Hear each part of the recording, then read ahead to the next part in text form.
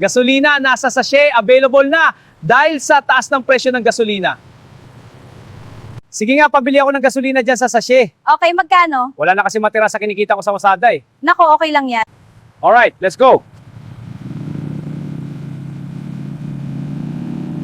Hala!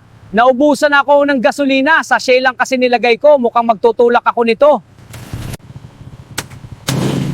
Ang sakit sa dibdib kapag nakikita mo yung mga driver na halos magmukha ng walang laman ang bulsa.